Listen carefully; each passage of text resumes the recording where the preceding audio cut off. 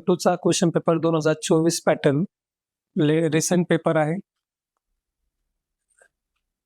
जो की आता 2 जून 2025 ला झाला. त्याचं सोल्युशन आपण आज एक्सप्लेन करतोय. यामध्ये 11 क्वेश्चन्स आहेत, ज्यात पहिला क्वेश्चन आहे एमसीक्यू. त्या एमसीक्यू मध्ये जनरली 6 एमसीक्यू असतात, 2-2 मार्कांचे 4 आणि 1 मार्कांचे 2. तर फिक्स पॅटर्न आहे. पहिला एमसीक्यू तो रिडक्शन फॉर्म्युला. रिडक्शन फॉर्म्युला वापरून याचं सोल्युशन काढतो आपण. बघा π/2 स्टँडर्ड आहे. रिडक्शन फॉर्म्युला वापरून रिव्हर्स ऑर्डर मध्ये 2-2 कमी करायचे. त्यानंतर दुसरा आहे first loop of the curve. यावर्षी थोडा रोज कर्व मध्ये वेगळा क्वेश्चन टाकला त्यांनी. फर्स्ट लूप म्हणजे ह्या sin 3 थिटाचा पहिला लूप कुठे येईल. तर पहिला लूप जर तुम्ही 0 पुट केलं तर 0 येतो आणि 30 पुट केलं तर तो येतो 90. sin 90 ला 1 येतो, म्हणजे 30 ला तो पहिला लूप येतो. 30 म्हणजेच π/6. ओके. त्यानंतर area bounded by the curve. Area bounded by the curve, इथे तुम्हाला एरियाचा फॉर्म्युला वापरून सॉल्व्ह करावा लागेल. नंतर इंटिग्रेटिंग फॅक्टर काढायला विचारलाय डिफरन्शियल युनिट नंबर 1 वर. नंतर मॅक्सिमम करंट, हा तर फॉर्म्युला डायरेक्टली E/R. त्यानंतर ऑर्थोगोनल ट्रॅजेक्टरी काढायला विचारलाय 2 1 मार्क. ओके. डेफिनेशन आहे ती स्टँडर्ड 90 डिग्रीला असतो. त्यानंतर हा क्वेश्चन पेपर आपला, आणि आता ह्या क्वेश्चन पेपरचं खाली सोल्युशन. ओके. पहिला एमसीक्यू होता find the value of sin raised to 4 using reduction formula काढला आपण ते. नंतर फर्स्ट लूप कितीला येतो π/6 ला. एरिया बाउंडेड बाय, इथे एरियाचा फॉर्म्युला वापरून एरिया काढला आपण 1/6 आला. नंतर इंटिग्रेटिंग फॅक्टर, आता हे लिनियर डिफरन्शियल इक्वेशन आहे. सो इंटिग्रेटिंग फॅक्टरचा फॉर्म्युला e⁻⁴ ऑफ y चा कोएफिशियंट आणि 1/x आला. Maximum current formula standard E/R आणि ऑर्थोगोनल ट्रॅजेक्टरी 90 ला असते. क्वेश्चन नंबर 2A काय विचारले बघा.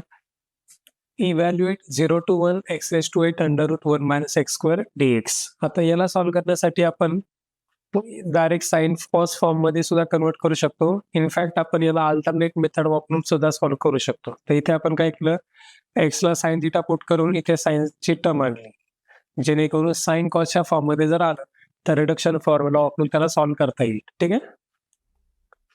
नंतर हा स्टँडर्ड गॅमा फंक्शनचा एक्झाम्पल आहे. आता याला गॅमा फंक्शन मध्ये कन्वर्ट का करायचंय, कारण इथे e⁻⁻f(x) टर्म आहे बघा. मग e⁻⁻f(x) टर्म जर असेल तर आपण काय करतो, इथे f(x) ला t पुट करतो, डिफरन्शिएट करतो आणि त्याला गॅमा फंक्शनच्या फॉर्म मध्ये कन्वर्ट करतो. ओके. इथे गॅमा फंक्शनच्या फॉर्म मध्ये कन्वर्ट करून त्याची व्हॅल्यू फाइंड आउट करतो. त्यानंतर तिसरा क्वेश्चन आहे DUIS रूल. हा थोडा लेंथी जातो. यामध्ये 2-3 स्टेप मिक्स होतात. डिफरन्शिएट पण करतो, इंटिग्रेट पण करतो, परत इंटिग्रेट करतो आणि मग सी काढतो, म्हणजे थोडं मिक्सिंग आहे. बघा, पहिल्यांदा आपण रूल अप्लाय करताना पार्शल डेरिव्हेटिव्ह काढतो. पार्शल डेरिव्हेटिव्ह काढून झालं की मग इंटिग्रेट करतो with respect to X. Integrate with respect to X झालं की पुन्हा आपण इंटिग्रेट करतो विथ रिस्पेक्ट टू ए, कारण या ठिकाणी ए ची टर्म आहे.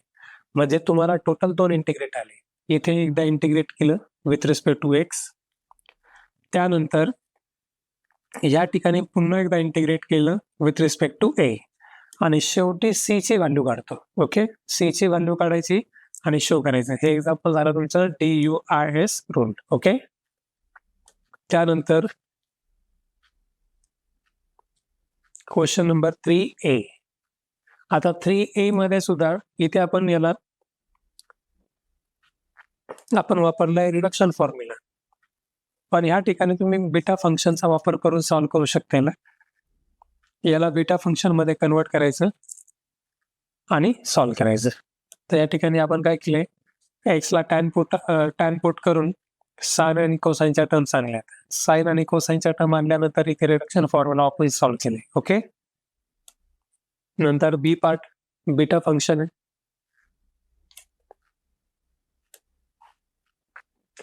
बघा स्टँडर्ड डेफिनेशन आहे बीटा फंक्शनची. कोणी इथे कोणत्याही प्रकारे सबस्टिट्यूट किंवा काही करायची गरज नाही.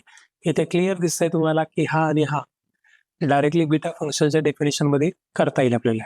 फक्त 3 म्हणजे 4 - 1, 5 6 - 1, beta 4 5 4 6 can be obtain by gamma function आणि गॅमा फंक्शनचा वापर करून इव्हॅल्युएट केलं त्याला. ठीक आहे.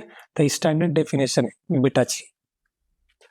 त्यानंतर पुन्हा एकदा डीयूएस रूल लागला बघा. डीयूएसचे 2 एक्झाम्पल आहेत, वरती पण आणि खाली पण. ओके. तर या सम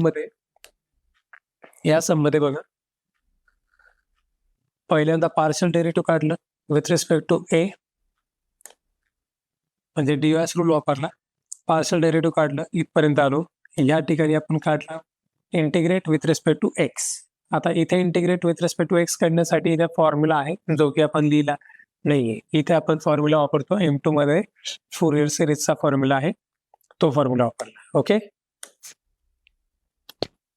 फॉर्म्युला काय आहे? e⁻x cos bx dx. त्या फॉर्म्युलानी याला सॉल्व्ह केलं, इंटिग्रेट केलं.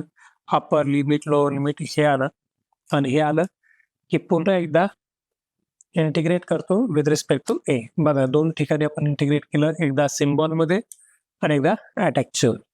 पुन्हा इंटिग्रेट करण्याचं कारण हा आय डॅश आपल्याला आय पाहिजे म्हणून पुन्हा एकदा इंटिग्रेट करतो आपण त्याला. शेवटी सी काढायची आणि सी काढल्यानंतर आन्सर. ठीक आहे.